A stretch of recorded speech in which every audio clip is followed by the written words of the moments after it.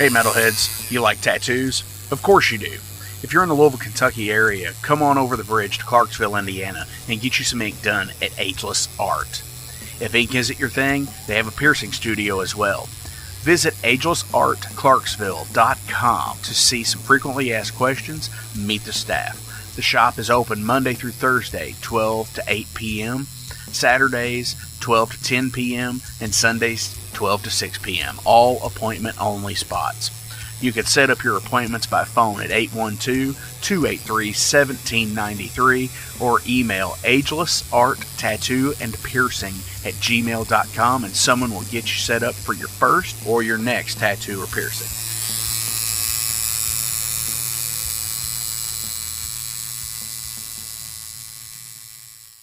Welcome to the night. You think you know Night Demon? Then the Night Demon Heavy Metal Podcast is for you. Step into the darkness as we peel back the curtain to give you an unprecedented, all-access look into the mind and the heart of the demon. We're talking band history, song analysis, studio anecdotes, stories from the road. It's everything a diehard Night Demon fan could want and more. This is the only place to learn the inside scoop, the deep dive trivia, the untold tales from the band members themselves and those closest to the Night Demon story. Need more? The sacred Night Demon Crypt will be pried open to reveal demo recordings that have never before seen the light of day, all with in-depth commentary by the band and the people who were there for the writing and recording process. This is a gold mine, a treasure trove of all things Night Demon. Head over to nightdemon.net or wherever you listen to podcasts.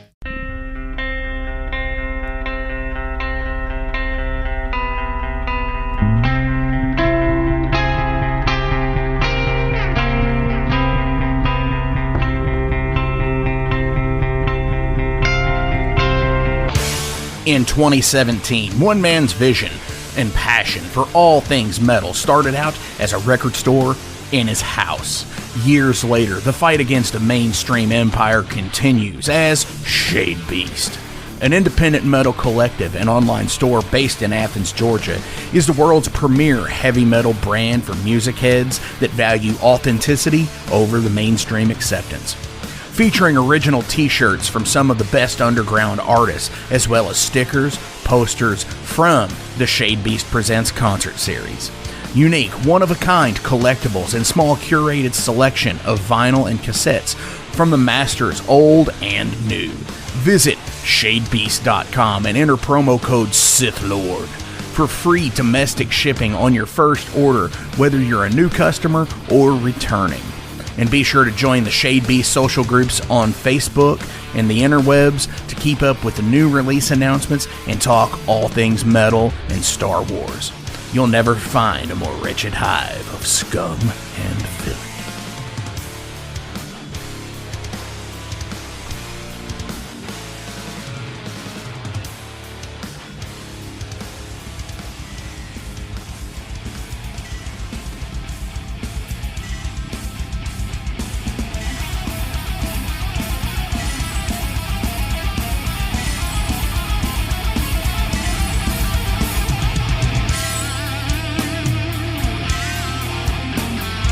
Thank you for tuning into the Metal Forge. I am Mark Jackson and I am your host. The premise of the show is pretty simple.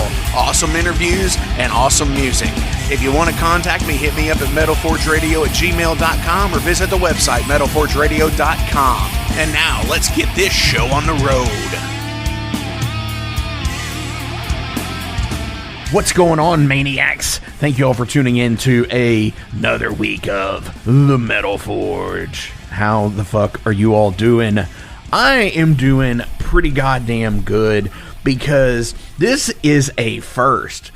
Not only do we have David from the band Bleed the Sky here talking to us about some awesome stuff, but here in, still in North Carolina, we've got Jason from the Heavy Metal Wasteland, Mr. Jason Gardner here in the monologue. Not necessarily, though, for the interview. He's going to jet right after this. Yeah, I'm just here by circumstance, actually, in the virtual room of the Mud Forge.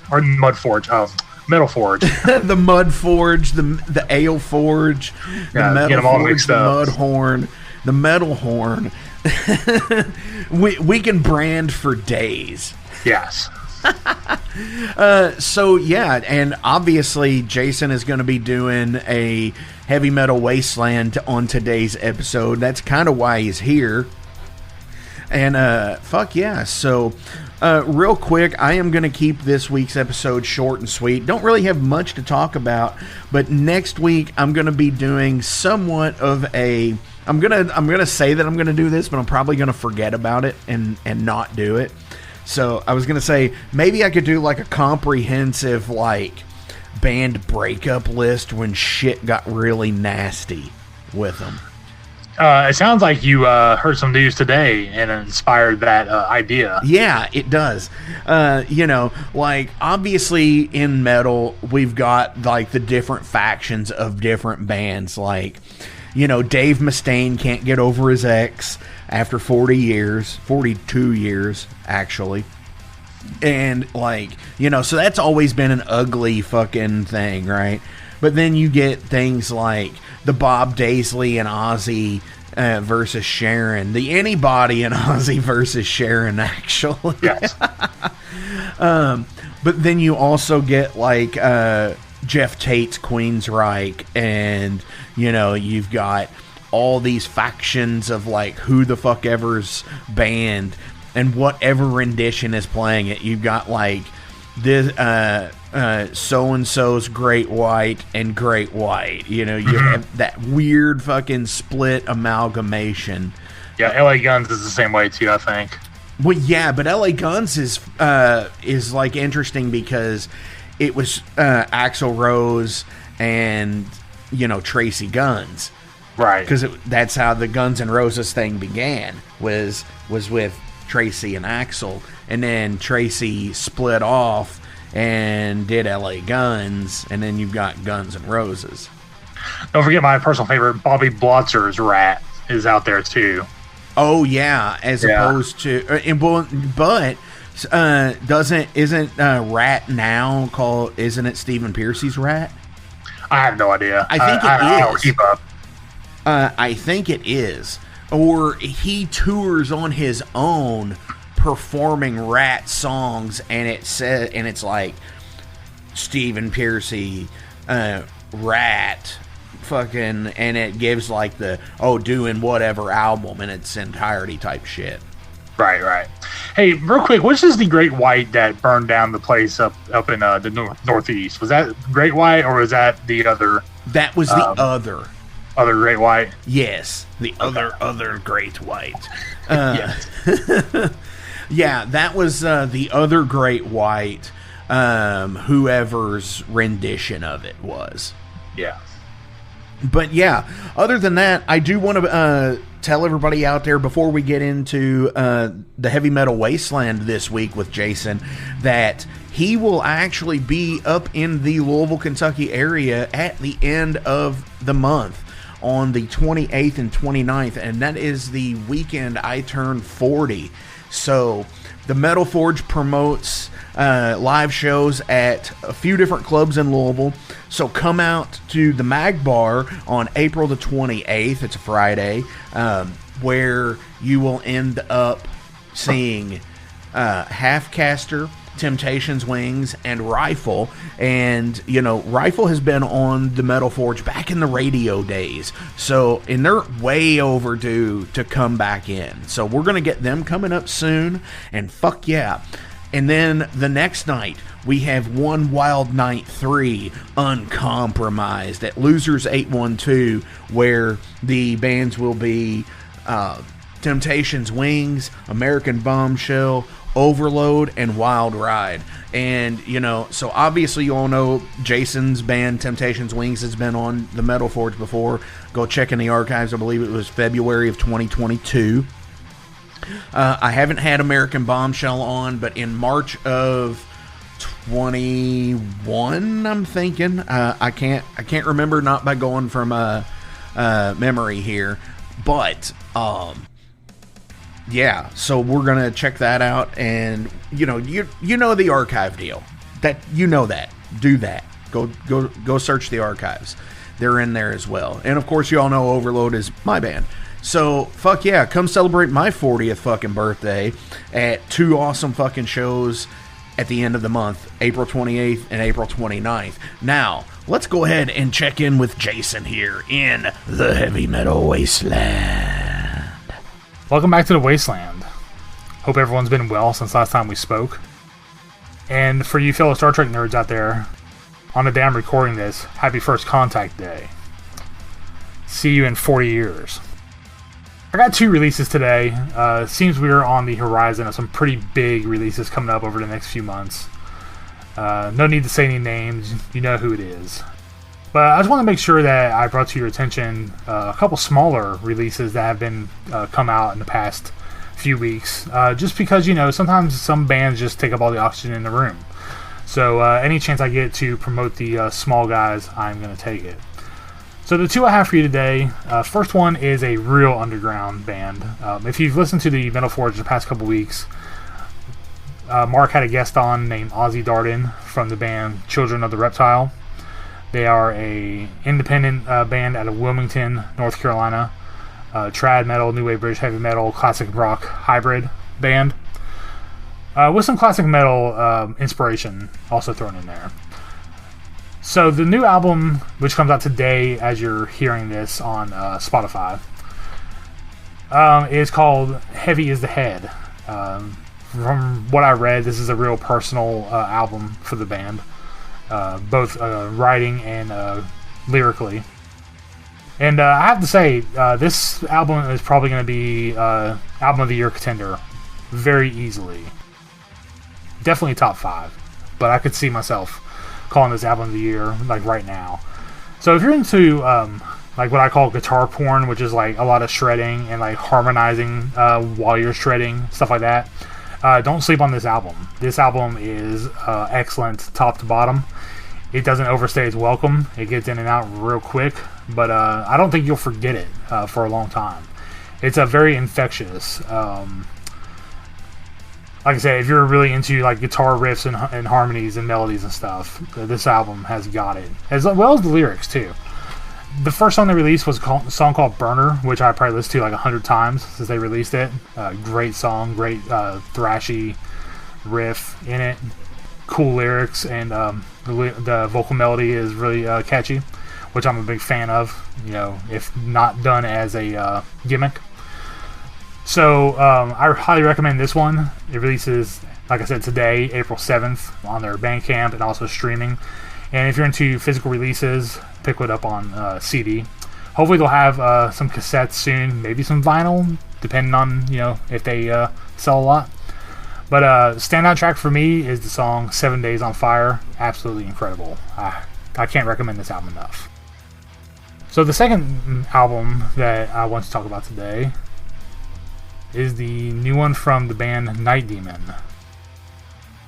Let me make a personal gripe here real quick before I get into the album. I pre-ordered the box set back in, I want to say, February, and I still have not received it. Maybe it has something to do with daylight savings time. Maybe I'll be receiving the new Day Demon album sometime soon. I don't know.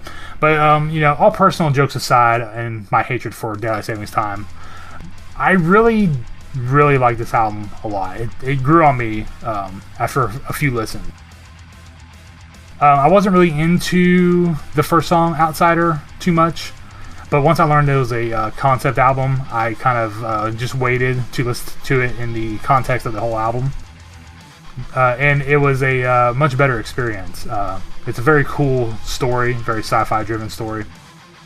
The one thing I will say is, it doesn't really have that killer hook, or killer riff, or killer song, like, Curse of the Damned had with the title track, or, Dawn Rider from Darkest Remains. But it's a very, matured Night Demon sound, if that makes any sense. The songwriting is really well done. The track order is really thought out and works well. Stuff like that. So if you're into concept albums and you like new wave of traditional heavy metal stuff, or US based trad metal, definitely do not skip over this one either. I think you will enjoy it, especially if you've enjoyed any of the past releases, whether it be the first EP, which is my personal favorite still, first 2 albums, the singles collection they put out back during COVID, and now this one. I really don't think they've put anything bad yet, and I look forward to seeing where they go from here, even though I have seen rumors that I'm pretty sure are confirmed, but not been announced yet, that the longtime drummer Dusty Squires is no longer in the band. So we'll see how that goes. Maybe it's just a break for some personal matter or something, hopefully, because I personally know the guys, and it kind of made me sad to see that the band is no longer together, as I knew them. So guys, that's all I got. Just make sure you always pay attention to your smaller bands, and indie labels, to make sure they get the air to stay afloat, just like the big bands do when they release albums. And as always, guys, I want to thank Mark for some time on his podcast. And as always, stay safe, stay heavy, keep the heavy metal flame lit, and we will talk to you next time. Dude, Jason, that is so fucking awesome. Like, the Children of the Reptile album, from what I have got to listen to it about, has been fucking really awesome. Burner, when I listened to that, when I put it in the episode, after I listened to a few other tracks, I was like, dude, that is it. And I love that song because it is absolutely crazy. It checks all my personal boxes. It checks thrash, it checks speed, it checks power, it checks fucking everything for me. You know the thing about that song is, as good as it is, and as awesome as it is, it's not even the best song on that album. Right. And that's saying something, because I like that song a lot. I've probably listened 100 times. Before, that's what you said. Before they leaked the album, or not leaked, had it premiered yesterday on Toilet of Hell. It's a Toilet OV Hell, if you want to look up that site. It's cult OV, right? Yeah, yeah, it is. But yeah, I've listened to it since they released it on that site probably 7 times, I want to say. Wow. In full. And yeah, man, there's that song on there, 7 Days of Fire. Yeah. Might be one of the coolest songs I've ever heard in metal. It's very,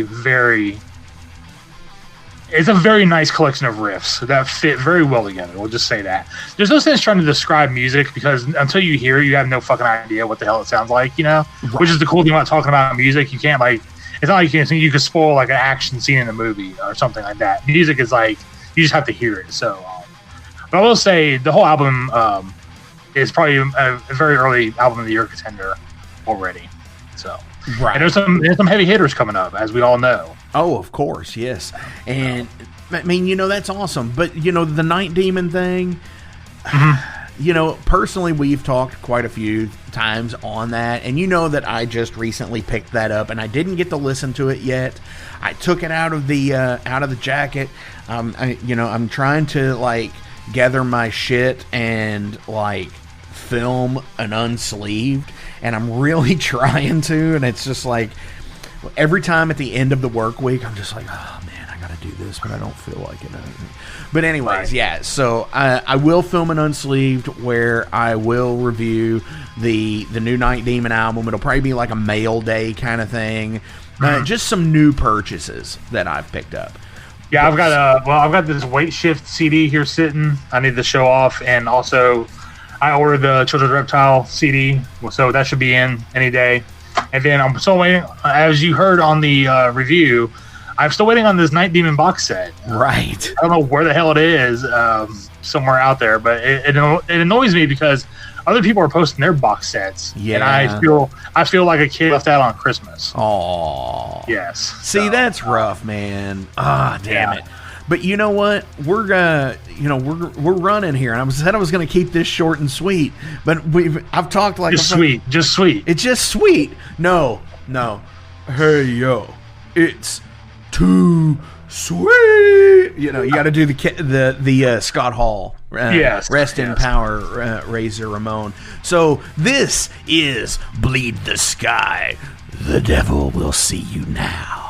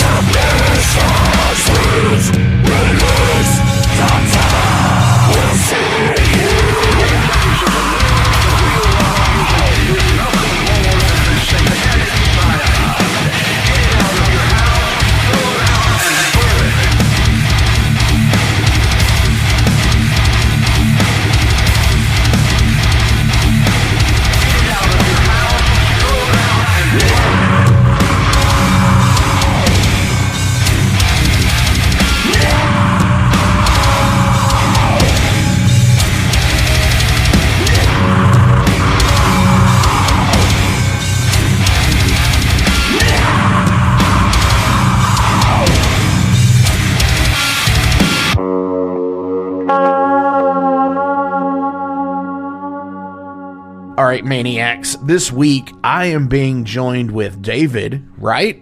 Did I get that right? David. Yes, sir. David. All right. Yes, sir.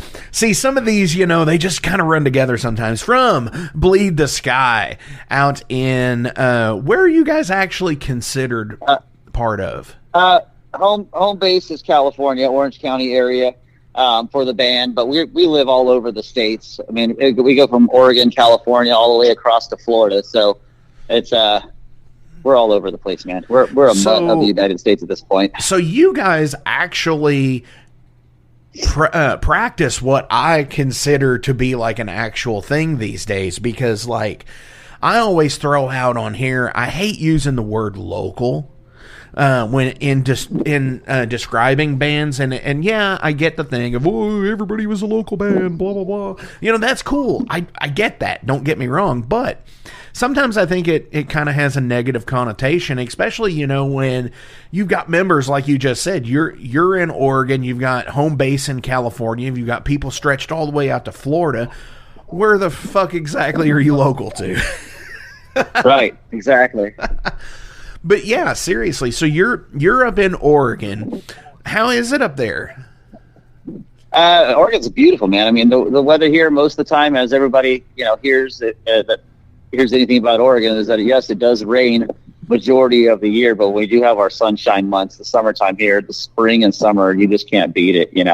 Gorgeous. Today's the first day of sunshine in a while, so taking full advantage of it. It's my day off. Hell yeah. And see, I've never actually been to Oregon. I've been a lot of places, but I've actually never in the States. I've never actually been there. So I definitely want to make it out there soon. Like pre-interview, what we were talking about is all of the cool bands in the Portland area. And I just want to see some of those places. Like I love, like the misty morning type stuff where it's kind of, drizzly and overcast. That's just me as my personality, I think. Yeah, that's Oregon in a nutshell. That's a day in the life here. Hell yeah. But it is beautiful, man. Like the trees, if you're into nature, like the hiking out here, all that stuff. It's you can't beat it, man. I'm originally from San Antonio, Texas. I was born there and lived, the majority of my life down in that area, but I moved up here about 9 years ago, and man, I just love it. Hell yeah. So it's definitely a big difference from being in Texas. Oh yeah, night and day. The culture's different. The pace of life out here compared to living in like San Antonio or Austin, is just it's a lot slower out here. Not to say anything negative, but in a negative way. It's just like it's more relaxed. Everybody's just quite honestly like probably just stoned, like Oregon's legal state, and everybody's just kind of at their own pace here. There's no real rush to do anything, but yet everything gets done. It's kind of nice. Right. And see, that's really, I think, if you're ever looking for anywhere to live, that would be a place to live, is just like find that city for you that, if you're addicted to the rush and the go and all of that, yeah, pick a big city, because that's usually how they are. But if you're just like laid back, just, getting stuff done and just doing your thing, yeah, then like that sounds really cool to be in a place like that. It really is. It's a nice place to settle down in, for sure. Hell yeah. So tell everybody about Bleed the Sky. Sure, man. The band's been around for quite a while. Started in the early 2000s. We've got 3 full lengths under our belt. Our latest full length was This Way Lies Madness that we released in 2020, beginning of 2020, and then since then, we toured in 2020 right before COVID actually hit and closed everything down. It was about a week shy of closing us off on tour before they closed a lot of the states down. Cool.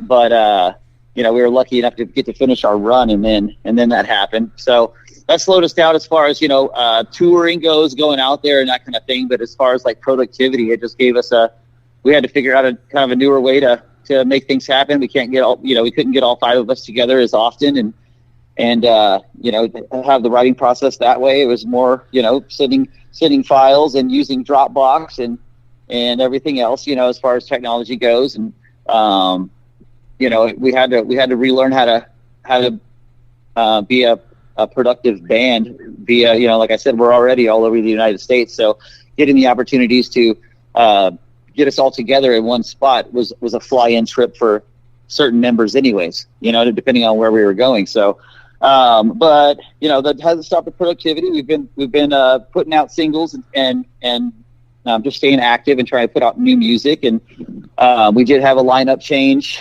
last year. And, that was with our vocalist, Noah, who was our original vocalist for the first 3 records, and as we're all, we're older men, I'm 43, the guys are in their 30s and early 40s, and, we just have lives, and we're at that point of our life where, you have to kind of go, okay, can I still do this? Do I want to still do this? Do I love it enough to be able to make it still, because you have to make it a thing. It's not like we're 20 years old out there cranking it out every day, you know what I mean? And going on tour for 9 months out of the year. So, making sure that everything maps out for us and just stay as relevant as we can. So when we do get the opportunity to go out and play some shows, it's a good deal, and that people still want to come out and enjoy a night with us, Definitely, for sure. So I always comment on the show here about checking the metal archives, and for some reason I couldn't find you all on there, but you all have a real Wikipedia page, so it makes it even better. Because it makes it real, like the Wikipedia fact or fiction thing that's out there. Right. This is kind of this, as I've noticed, because when I'm looking at the page here, it actually says that you all, your active years have been 2002 to 2009, and then there is a 8-year break to 2017. Is that right? That's correct. So we stopped playing. And kind of everything kind of disbanded. Everybody did their lives and had kids, and it was that time of our lives, And so the band took I guess what you'd call a hiatus, and just kind of disbanded, And as things do, relationships are that way. And it was about almost 10 years later, 9 years later. Noah, our previous singer, called me up and was like, "Hey, dude, we're wanting to get, possibly writing together and putting out some music and doing some Weekend Warrior stuff. What do you think about that? Would you consider, coming back and playing?" And shit, man. I mean, I never stopped playing. It's not like any of us stopped playing. Austin, our drummer, when Bleed the Sky stopped doing his thing, like Austin went and joined Chimera. He joined Devil Driver, like.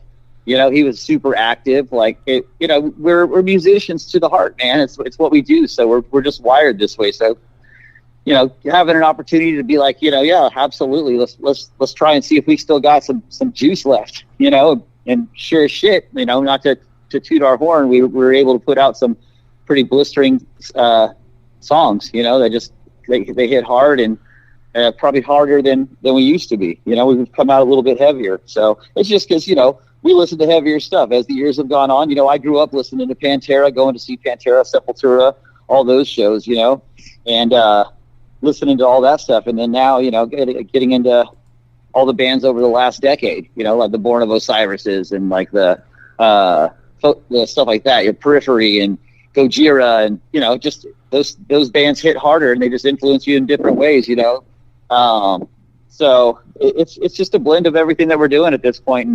And, getting to the back to the what we're talking about, I think that as far as where we're at, as far as music goes, and being able to stay relevant and keep music going, as far for us and for the original Bleed the Sky fans, and for the people that are biting onto it now, it's just like the icing on the cake for us. We're blessed to be here and excited to be able to continue to do it. So. Definitely. And that's the good thing that you made the point to sit there and say that nobody actually quit doing anything. You just all took a break from each other at the point, pretty much at the point. Which which is where it was. There was 2 records in, and the band members were young, when all that went down. And originally, in our 20s and stuff, and like I said, life happened. People got married. People had kids. Right. Just priorities change, Yeah, so. Absolutely. I mean, you can't always, be that guy on the road constantly. Not everybody can do the Lemmy thing, you know. Some people do want to have kids and want to have a family life, and you know, picking their kids up from school through the week kind of thing, which is totally respectable and understandable. I mean, if that's your thing, that's your thing. But if it's not, that it doesn't have to be, which is awesome. Yeah.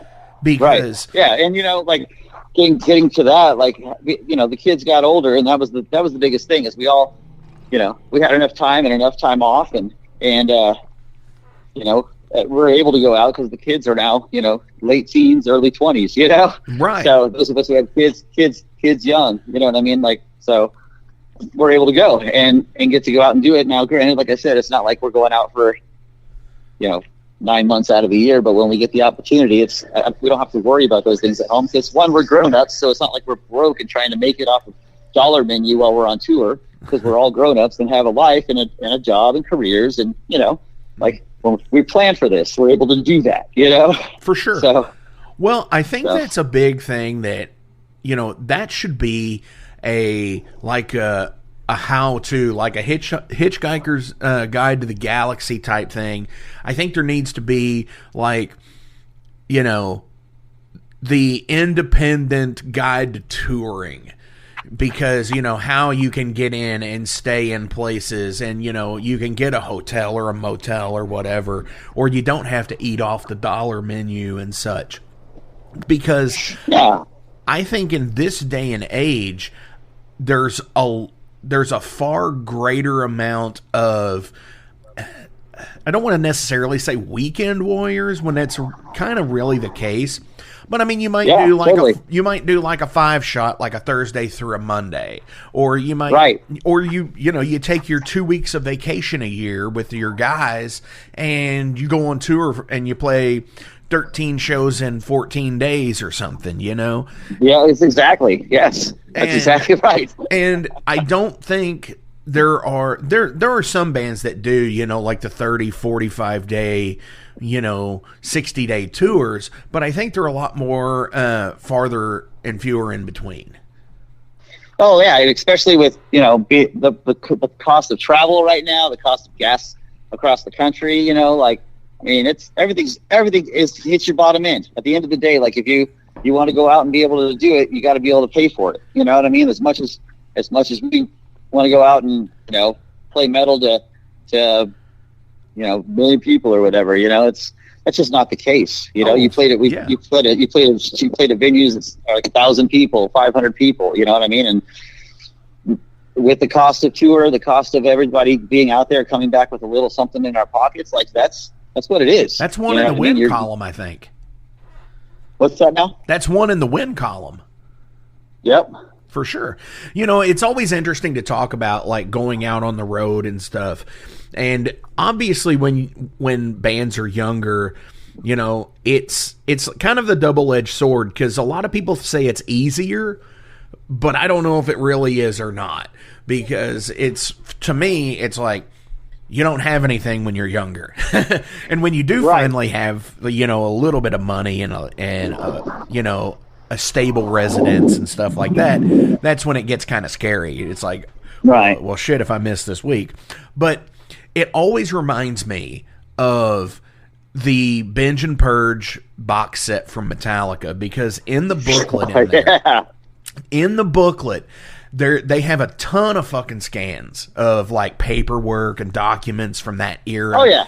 And I know, like, all of the big box sets that they've released do too, but I vividly remember seeing, and I'll have to take a picture or a scan of this and post it on the Metal Forge social media so everybody gets a reference for this. But they lined out the dates for the European tour on Injustice for All, and it's like 30 days. It's actually like 28 shows is what it is. And they have the expense report for the entire tour in the 30 days of Europe. And they ended up having to make like $78,000 a show to break even. Yeah, dude. In 1988. It's like, what? Yeah. I mean, those guys weren't even 30. Yeah, no doubt. you know, and that's at that level, you know what I mean? Like those guys are playing arenas and stuff, you know, playing giant tours and you know, going out and playing all the festivals and shit. So yeah, I mean, bench per shit, man. I watched that frontwards and backwards. I watched that shit so many times that it stopped working. You know what I mean? Oh yeah, I burnt it out, dude. No kidding. And what's so cool about it is there's a guy on YouTube who has remastered it completely. Oh, that's cool. And it's like a 4K remaster of, like, especially the San Diego show. I think the Seattle show's in HD. But, like, the 4K is like, what the fuck? This ain't even the same show.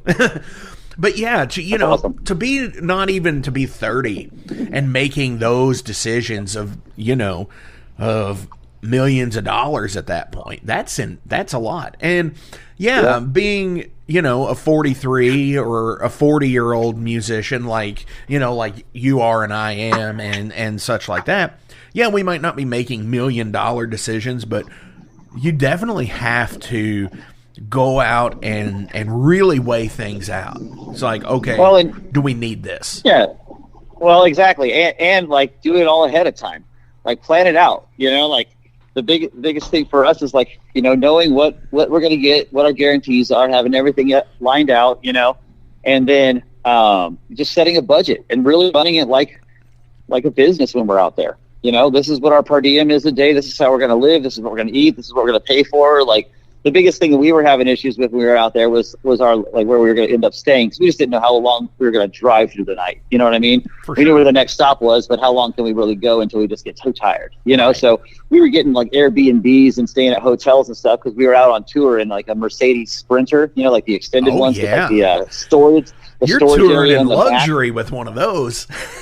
Yeah, it was nice, man. It was nice, you know, but with that being said, though, it didn't have beds or anything. You know what I mean? So, and laying in a bed is nice. You know, like yes. You know, so going out and doing it, like, we, as long as we can, you know, go out and afford to feed ourselves, make some money, you know, and enjoy it in the 30 or whatever days, because usually we go out for, like, you know, a month, you know, and that's about our limit at this point, you know, because again, I got a 15-year-old kid.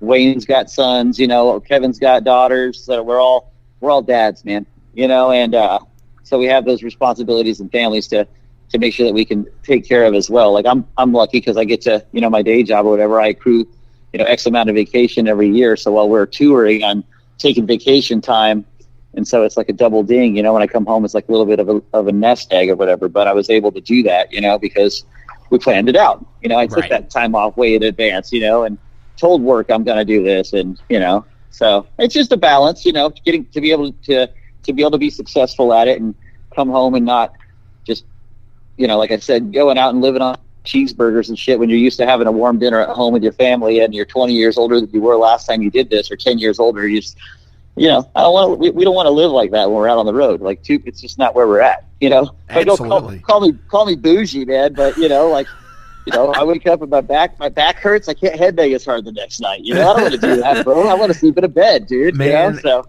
you took the words right out of my mouth of what I was going to sit there and say. You woke up one day and it was 20 years later, and now you took the bass cab off the stage, and now your back hurts.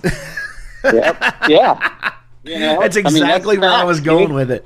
It's facts. Like, leaving the venue, and then, like, just being excited to get to the hotel so I could put the you know, heat pack on, you know, and pass out, you know. But yes, I mean, now we're touring, you know, and we're shooting Metamucil and and heat packs. Right, taking ginger shots and just to stay healthy, and seriously, man. But no, I mean, all in all, you know, it's great to be able to still get to go out and do it, and we're excited, you know, like as of right now, we don't have anything booked as far as the tour goes because we've been waiting to release stuff, you know.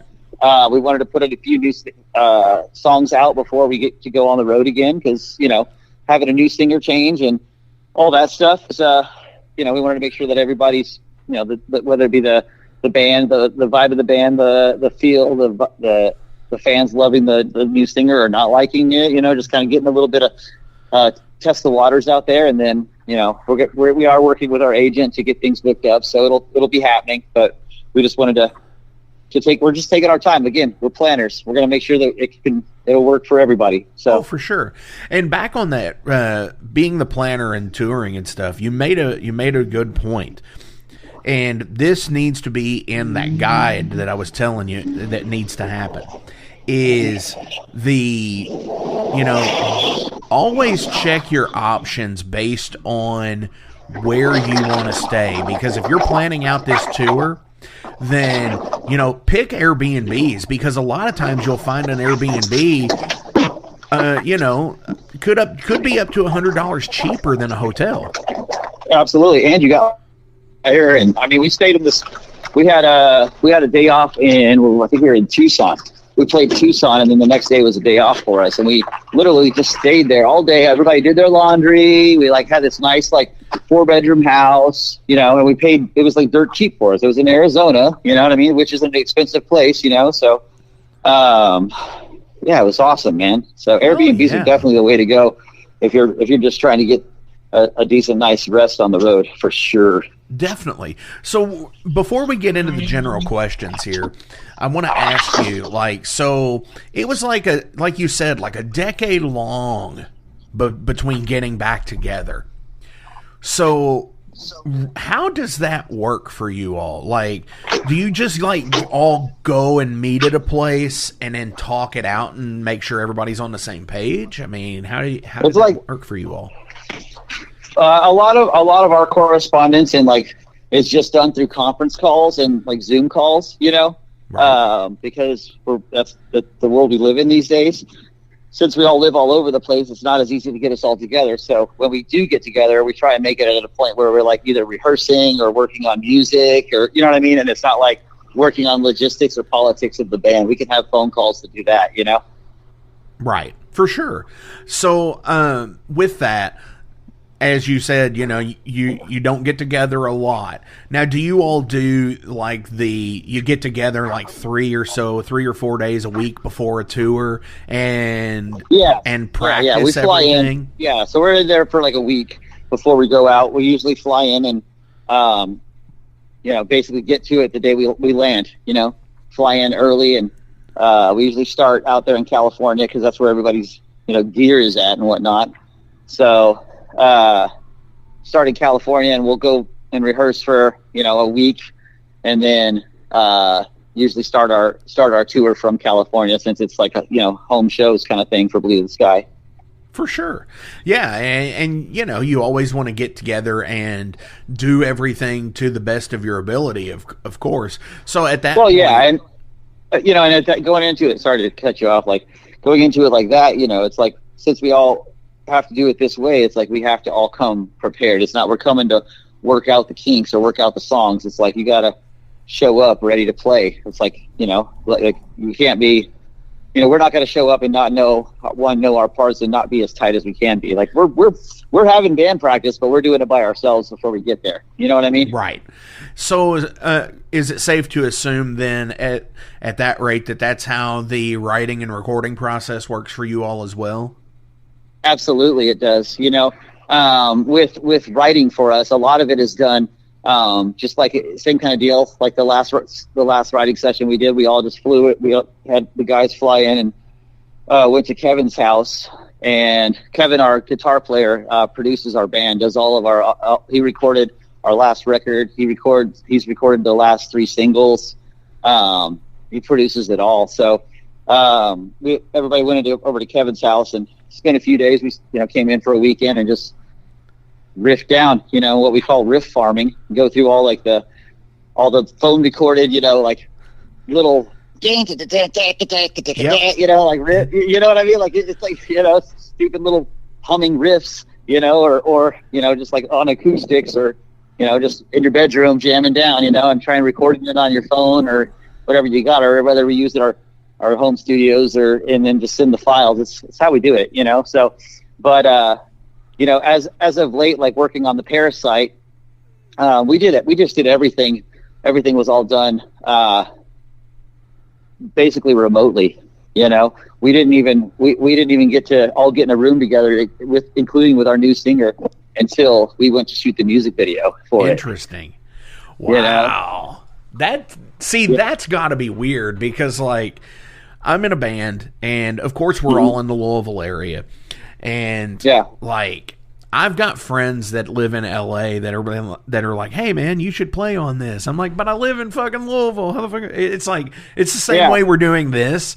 It's like, I've got the focus right. I can do some stuff, and it's but it's still, it's like, I'm so used to like being on tape. Like back in the early, you know, the late 90s, early 2000s for me, like recording onto tape and stuff, and just being like so stuck in those ways. It's been a crazy thing from, like, I did the same thing, man. You know, like going into studios and spending, you know, $1,000 to go and spend a weekend and record 4 songs or whatever, you know.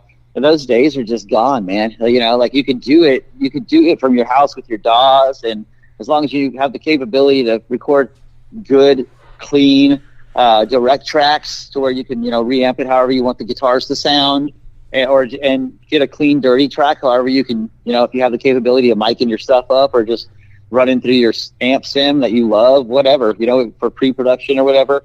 I mean, it's just that technology has made it so much easier to just have a bedroom studio, you know, literally, like those, like the, you know, are not to like toot or whatever, like the Parasites at like 92,000 views in just a couple weeks, and like that song sounds ripping, and Kevin recorded it in a bedroom in his house. Oh, for sure. You know, like, you know, so there's a lot of bands out there that do the same thing, you know, that just have great quality production, and technology has made it that way for us. So I'm thankful for that, but it is really weird to not go and like sit in a studio and like have, you know, the drum room or the guitar room, and the vocals are over here behind us in this isolated booth with the glass door. You know what I mean? Now it's just like, all right, go in your closet, put mattresses around, and we got all this foam. Let's rock and roll. You know? That was my first experience in, well, it wasn't my first experience in a studio, an actual studio. There was a guy that we recorded with years ago, and he was primarily, he was a country music fan. So playing metal, and he's making money, but like he always had like the same idea to put like a phase effect on the, like a phase and flange on the cymbals. So yeah, it was awful. Okay. So it's like, it's like it sounds all out of whack. Yeah. So when you hit the cymbals, it does the crash or whatever, but it goes whoosh. Like whipples. Yeah, it sounds like whipply. Yeah. It's gnarly. So weird. But that was like my first actual like studio experience. But as I've gotten older, going to like my drummer's home studio, when we did vocals in there, he had like a little cordoned off quote closet area with the egg crate foam in there, and just like one of those like plug-in heat lamps because it didn't have its own light source in there, so you'd go in, and it would just, that heat lamp where it's in that like aluminum cone. Right, yeah, like got you totally. Yep, like when you put over like a guava cage. Yeah, exactly. It was just so humbling, and so just like, because once that foam gets hot from like the body heat and stuff, it smells terrible. Yeah. So kids, but get your shit together. Yeah, for real. You know, take your time, put something together that is, you know, is doable to get the product that you want. You know. Oh yeah. I mean, if you're not going to spend the time and the money to go to a big studio, then make sure you know what you're doing, because music comes out. There's a billion songs and a billion artists and new artists and old artists that put out music every single day. The world is saturated with music now, like, which is a great thing because there's always something to listen to, right? But at the same time, like, if you're putting out something and it doesn't sound quality, like, you're just not going to get listened to as much as you would if it sounded good, because people are so used to hearing those polished productions now. Oh, for sure. For sure. And what you just said, I would like to hit on really fast before we switch is Sure, man. You just said that there is so much music out there. And I don't think a lot of people really understand how much music is released every single day. Because this show used to be on a radio station in Louisville, Kentucky. And the radio station was an all local artist station. You had to be from Kentucky or within 50 miles of the Ohio River into Indiana. They would stop around Seymour, Indiana, which is where John Mellencamp's from. Yeah. But like, you would be surprised on how many people just from Kentucky and southern Indiana that we had in that database. It was over 53,000 songs. Oh, yeah. And that's no just doubt, from man. about the mid to late 60s through 2019. And it's just this state, so it's crazy. Yeah, and that's the thing. Is like there's so much that comes out that, you just got to, and a lot of it sounds great, Oh, yeah. So there's a lot of people out there doing exactly what you and I are doing, bedroom productions and just trying to grind it and make the most of it, whether in whatever capacity it is, whether it be you're putting out songs like, for yourself or, you got a band or whatever, man. It's just, there's so much out there every single day on all the different platforms that you just get lost in the mix if you're not putting out something that, if you just put it out for fun, then cool, great. Do whatever the hell you want to do. Who cares if it sounds like shit? But if you're actually trying to do something with your band or get yourselves noticed, you got to do something a little more than just, put your song on there and say, go check us out on Facebook. Yeah. Oh, exactly. Yeah. What's that? The Judd Nelson character says in Airheads, maybe a gimmick would help. Yeah. Yes. So I'm not going to the Lone Rangers. Yeah. You're not exactly lone. I love that movie. I really do. Same, dude. Same. I love the Kurt Loder scene, and it's funny that it got brought up. We brought up Airheads today because a few weeks back I was talking with a guy, and he's like, "Wait a minute, the Lone Rangers? That can't be right." The Lone Rangers. Well, there are three of you. You're not exactly lone. So I'm going to go ahead and switch over to some would you rather questions this week. So these are going to be, this is a slight detour from the actual show because I ask some of these, but I really don't ask them a lot. So let's have at it. All right. Would you rather bring back Michael Jackson or Prince from the dead? Prince all day. I would have to agree with you. Just the amount of stuff that guy, that just in rumor of the amount of stuff that he had recorded, written, ready to go, just shit that was never going to be released ever. It was just the shit that he had done on a Tuesday in 1992.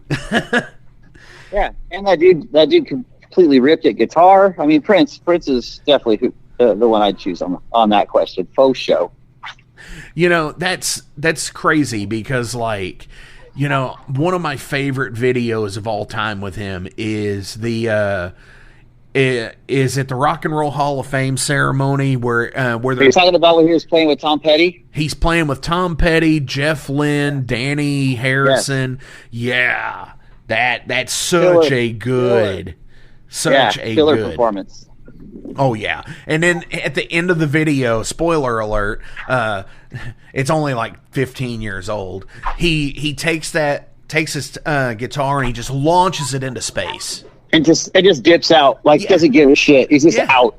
And he just looks at the other people like Tom Petty and Jeff Lynne and Danny Harrison. He's like, "What now, motherfuckers?" Yeah. Didn't give a fuck. Just came out shredded, threw that thing straight in the air with all the cockiness he ever deserved, and just walked off stage. It's hilarious. Would you rather fast for 30 days or eat only McDonald's for 60 days at every meal? Pass. No, I already have the answer. I'd pass, dude. I hate McDonald's, dude. Definitely, because maybe it's always been bad. Don't get me wrong. I mean, I'm sure come day like 12 when I haven't eaten shit besides drink water and that's about it. I'd be looking at a chicken McNugget like it was a piece of gold, but it would just rock my guts, dude. They're right. Their food just messes my stomach up, dude. You would end up being like Martin Spurlock or whatever, the guy from Super Size Me, where he ate it every day for a month. Yes. And he came back and he weighed like 40 pounds heavier, and he had like a massive ass heart condition or some shit. Yes, dude, that shit was nasty, dude. He wasn't fucking around either, dude. Man, he was getting like the fucking buckets of chicken nuggets and buckets of fries and shit and going for it, like I didn't even care. No, everything was just the biggest he could get it. Yes, that was a gnarly movie. Oh, it's so funny you brought that up. Definitely. Would you rather have a nosebleed that won't stop or live in a room that won't stop spinning? Ooh, shit. Well, I mean, I'd rather not fucking die, so I got to stop the blood. But, dude, I can't deal with the spins, dude. No, thank you. That's why I don't drink as much anymore. Oh, my gosh, I know. There's that moment where it gets the spinning gets uncomfortable, and when you fucking close your eyes and you're still spinning. Yes. Problems. Yes, that is exactly it. You knew exactly where I was going. It's funny, but like I get like that sometimes after a show, like where you just sit there and you're just on cloud nine. Everything is hyped. You're just like, yeah, this is a great fucking show. And then when you get back at like 2 a.m. to your bed, wherever it may be, if it's in a hotel, an Airbnb, or whatever, and you're still wired from the show, but you lay down to go to sleep, but you're still so wired, and then you get like that spinning feeling, that surge feeling of like that. You can feel your heartbeat. It's like, you just can't.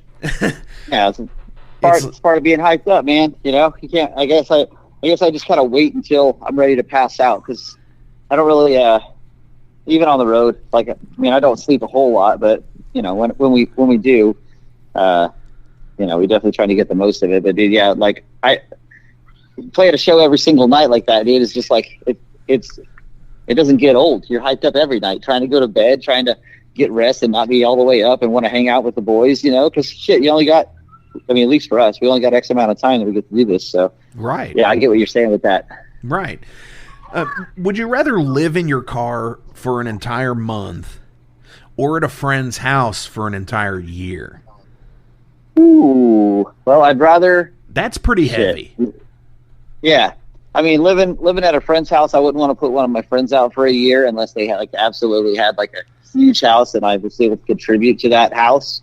If it was that kind of situation, like roommate situation. But if it was just like me, I could live in my car for a month, dude. Shit, I lived in a fucking van for a month. You know what I mean? Like, go place. Back then we were playing and eating. So I mean, if I was able to, use there's things out there that people can use, like gyms. You can get, go to gyms or go to like, you can clean up, you can get water, you could take showers. There's ways to do those things. So I guess I would rather live in a car than live. If it was living off of somebody for a year, then I'd rather live in a car. But if it was a situation where, I had a homeboy with a big enough place and it wasn't putting them out and I can contribute to the bills or whatever for a year, if I was trying to get on my feet, then fuck it, I'd do that. Right. Definitely, because ultimately the old saying that I've always heard was, if you ever move in with friends, you're not going to be friends after the fact. Right. Because it's just, everybody has their own quirks. And yeah. But yeah, like you said, if you're living off of that person, then yeah, that's no bueno. That's bad news. But if you're actually able to contribute, yeah, that could be a different story. Right. 50-50, sure, why not? Yeah, for sure. Would you rather never be able to be harmed from bullets again, or have an invisible protective shield around your car to prevent any accidents? Ooh, shit. Well, not to say knock on wood, I'm not trying to dodge bullets any day soon. So it'd probably be the thing about my car because I drive every day. I'll just be illogical. Right. Yeah, you're not in live fire every day either. I'm not trying to put myself in situations where I'm dodging bullets, but I commute to work half an hour every day, so Right. What about this?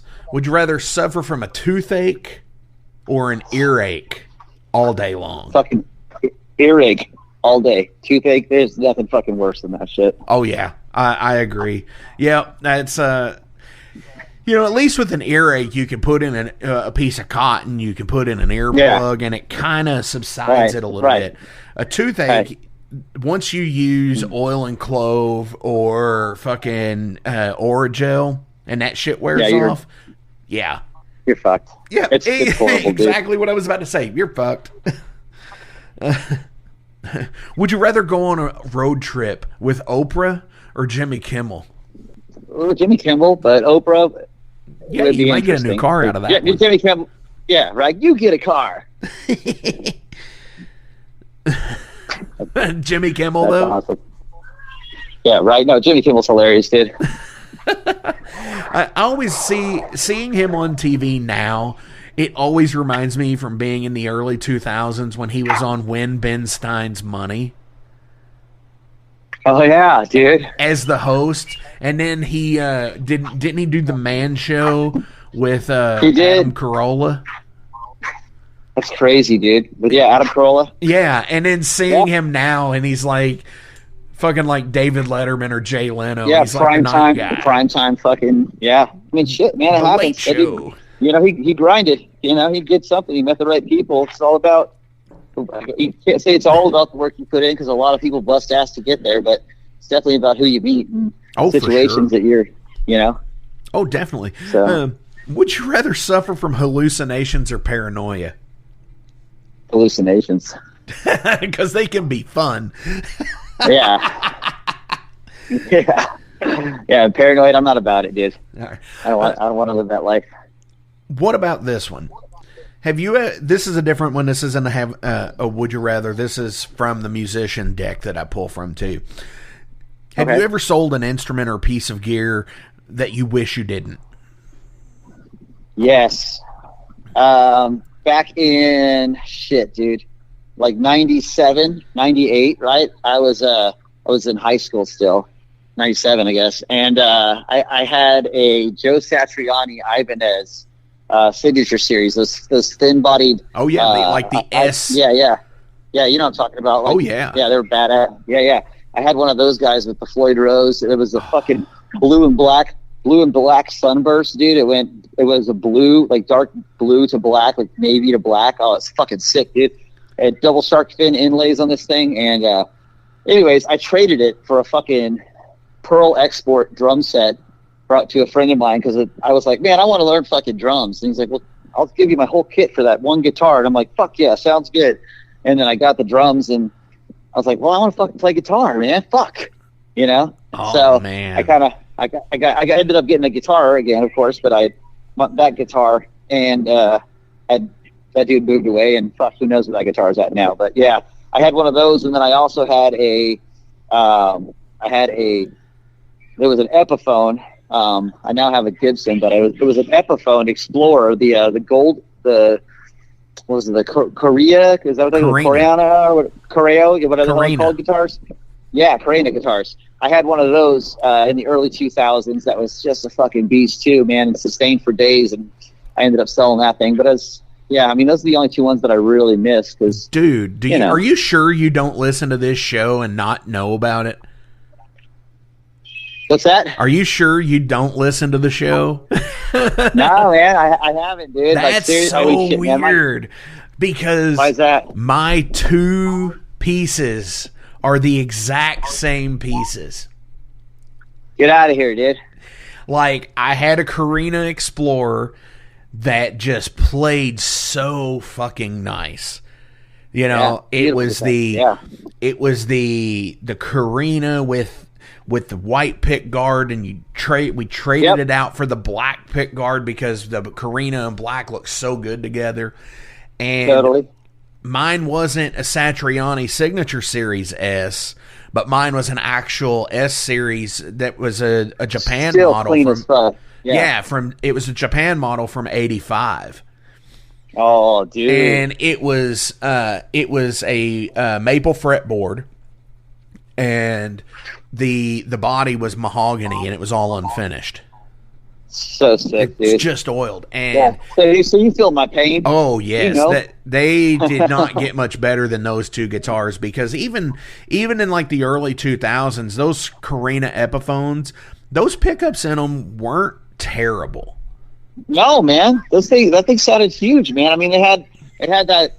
I mean, I did have a little bit of a tougher low end bite to it, but I could adjust that on my EQ of the guitar, so the guitars didn't have, you know, all that bottom to them, you know, let the bass do its job in the mix kind of thing.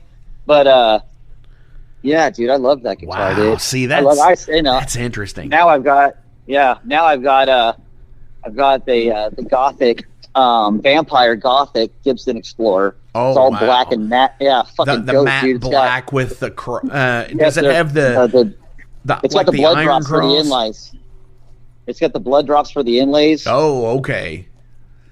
Yeah, it's called the Vampire Gothic. They didn't make a whole shitload of them, honestly. The run that they did on this was for a very short time, and my ex-wife's uncle was a musician as well, who ended up passing away in Chicago, and my ex-mother-in-law hit me up, and she was like, dude, he's got like fucking art. I mean, the dude, he was a lifetime musician, you know, so he had shitloads of gear. And she sent me a picture. She's like, I want you to pick out a guitar for all the kids. Well, that means my children plus like my in-laws, you know, their kids and all this shit, you know, pick out. They're all fucking Gibsons, Jacksons, like fucking high-end old school guitars. You know what I mean? So I picked out a Gothic Les Paul for my son. I got a Sunburst Les Paul for my daughter. I got that black fucking Explorer, dude, and then I picked out some different guitars for the other kids or whatever. But holy shit, dude, we just fell into those, dude, and fucking lucky as shit, dude. I love Explorers, dude. Oh yeah, I think they're pretty well metal, you know, for the most part, and they transcend all metal. But what's like really cool is to see people like, you know, seeing people like you know, like Joe Perry, you know, people who aren't necessarily considered metal playing stuff like that. I think is always cool. Shit, Billy Gibbons from fucking ZZ Top rips on Explorers, dude. Oh, you know, yeah. He's a blues man. Oh, you know? yeah. So, I mean, the Gibson guitars, dude, the old Gibsons are they're phenomenal, man. You can't beat even the old Epis, dude. Those guitars were made well, you know? Oh, for sure. Yeah, definitely. So I have one more question for you, but before we do it, as always, links are listed below, so please give a like, a share, and a follow.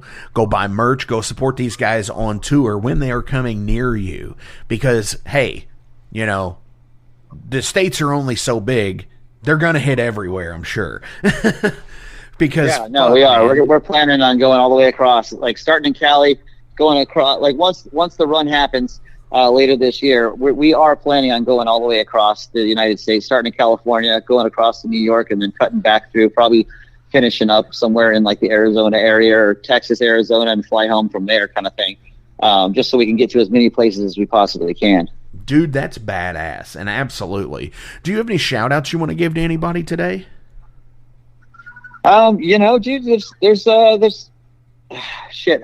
I mean, just all the people that have supported us, you know, really, you know, that taking the opportunity to spend their 3 minutes on listening to the tracks or watching the video on YouTube or checking out the sites, buying the merch. I mean, my shout out goes to everybody who supports the band and gives us the time of day, because, you know, we're blessed and lucky to be able to go out there and play it in this capacity and stay in touch with the fans the way that Bleed the Sky's been able to, you know. So kudos to everybody out there that's, you know, still a part of it with us. That's my shout out. Yes, fucking exactly. Right there. Yes, I agree with that 100%. And I am going to give a shout out to Shauna for setting this up, because she kicks ass. And no, Shauna's phenomenal, man. She works her ass off for the people she works with, you know? Yes, she does. I can definitely tell. And she seems really cool. And hopefully one day I'll actually get to meet her in person and everything. So, fuck yeah. Oh yeah, brother. All right. So last question of the day. All right. If you could have your music be the soundtrack to any movie ever made, what would it be? Ooh. Oh shit. Like fucking Nightmare on Elm Street, dude. All day long. Yeah. Like the first one or like the whole series? Yeah, like the first three. You know, like, you pick, man. You know. Wow. So you've got it, the first three? Wow. Yeah, I could go with the first three. You know, they're all pretty fucked up, man. But I loved Freddy Krueger as a kid. You know, right? He was my horror guy. You know, Jason was cool, but they were just silent, didn't say much. Mike Myers didn't say shit. Like Freddy had a fucking attitude and like made jokes about killing people and shit after he did it. I thought that was hilarious. You know. Right. Yeah, like I would be the same way, but my series is Phantasm, so still badass, dude. Come on now. And Phantasm has such a great soundtrack as it is. Yeah, that movie was creepiest. I think that old guy just scared the shit out of me. It wasn't that it wasn't my favorite because it was just too fucking fucked up for me, dude. I was too young for that, you know. I was shit, dude. No. I remember waking up at like in the middle of the night, and I was like 11 or 12 years old, and it was like the Friday to Saturday movie kind of thing, where they played it at like 1 a.m. or some shit. Mm-hmm. And I remember waking up, and it was the very end of like one of the episodes of Highlander, like the Adrian Paul Highlander show. Yeah. Right? And I was like, holy fuck, this is fucking cool. Dude cut some dude's head off on regular TV, and he's getting struck by lightning. What the fuck is this? And then, and then Phantasm 2 came on. And I got to the scene where the thing comes out of Liz's back. And I was like, holy shit, this is awesome. Dude. And the next day, I was like to my mom, I was like, you got to take me over to the video store because I saw this movie last night and I got to watch it again. And that's awesome. And she was like, well, all right. And we're talking like mid 90s here. And it was just, and I couldn't remember the name of it. And I remember explaining it to the guy who worked at the store. His parents owned that video store, and was just like, I explained to him, I was like, man, there was this really creepy, tall, old guy, and they had a 4-barrel shotgun, and fucking, there was this fucking silver ball. He's like, oh, it's Phantasm. I was like, yeah, that's it. And that's he's like, the one, yeah. He's like, are you sure you're old enough? I was like, dude, you know my parents. They're not going to fucking care. Right. And he let me rent it, and I was just like, but he rented me the first film, the first fan, and I was like, whoa. But yeah, you know, that's the great thing about, like, you know, late 70s through the early 90s, most of the top-notch horror films of the time had some great soundtracks. Oh, absolutely. I mean, what was it? Awesome, dude. It was Shocker, right? That was all Megadeth or something like that? Dude, yeah, Shocker had with the Dee Snider and shit, right? Was that the one? No, that's the one. No, you're talking about the one where Duke gets fried in the electric chair, and they got that fucking he did that Alice Cooper cover for that song, dude. No More Nice Guy. Yes, Mr. Nice Guy. Yes. Dude, that's so good. Killer. So freaking awesome. Killer, but hell yeah, man. Dude, thank you so much for being on the Metal Forge this week. This has kicked so much ass. It's been my pleasure, dude. You're fun to talk to. Oh, thank you. Likewise. On our way out today from Bleed the Sky, what do you want to play? Let's play our new single, The Parasite. Oh, yeah. You heard him. This is from Bleed the Sky. This is The Parasite.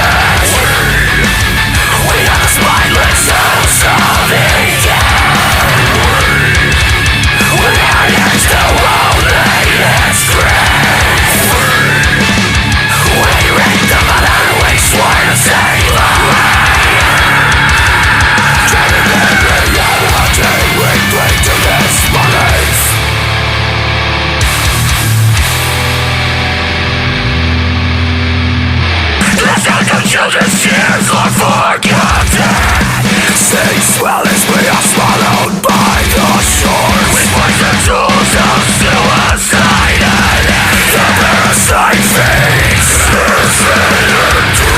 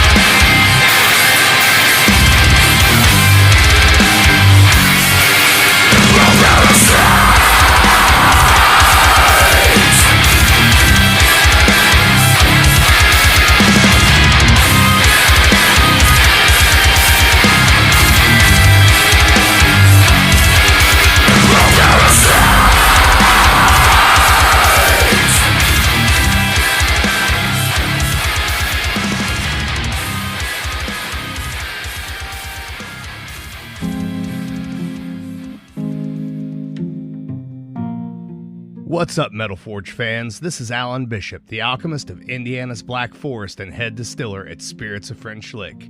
Do you find yourself drawn to the unexplained, fascinated by the Fortean, or enchanted by the paranormal? If the things that go bump in the night resonate in your mind, then tune into my brand new podcast, If You Have Ghosts, You Have Everything.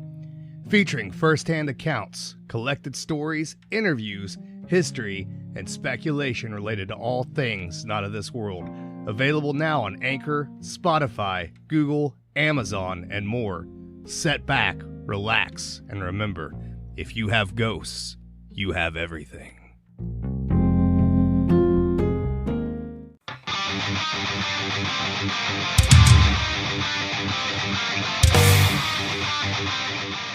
Hey, let me tell you guys about Mercenary Press. They're an independent London label and distributor of all things metal. Mercenary Press delivers the goods from their own independent zine. Trust me, you're going to want to get in on that. To distributing various bands from all over the world, including Cramp from Spain and Sadistic Force from Texas. Visit mercenarypress.bigcartel.com to find out what all they have in stock and what you can order. And for Metal Forge listeners, enter code METALFORGE10 to receive a discount on your total purchase at mercenarypress.bigcartel.com. Check it out now.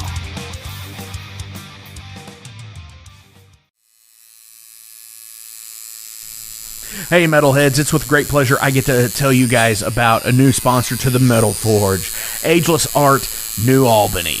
After 20 years of owning and operating Ageless Art in Clarksville, Indiana, Phil Garrett had a vision for a new type of tattoo studio. Something that is clean and modern, sleek, refined, inviting. And he's done just that with Ageless Art in New Albany. You can find it at 2736 Charlestown Road, New Albany, Indiana, 47150. Business hours are Monday through Saturday, 11 a.m. to 7 p.m.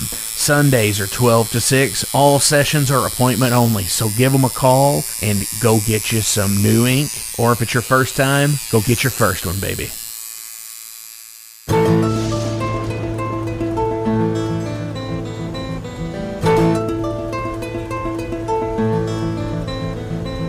Since 2013, there has been a calling from the underground, from the graves of all those unholy, and they decided to make a zine to talk about all of this.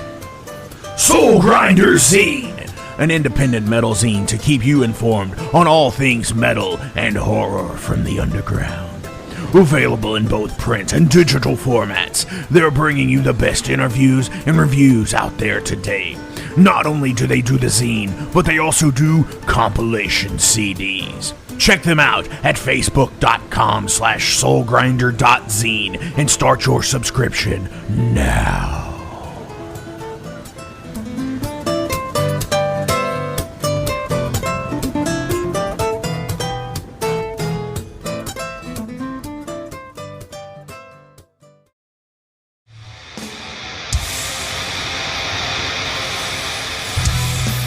Hey everybody, let me tell you about the new sponsor to the Metal Forge, Unchained Tapes. They're an independent Pennsylvania tape label. They focus on extreme metal and punk with a killer approach to the tape scene.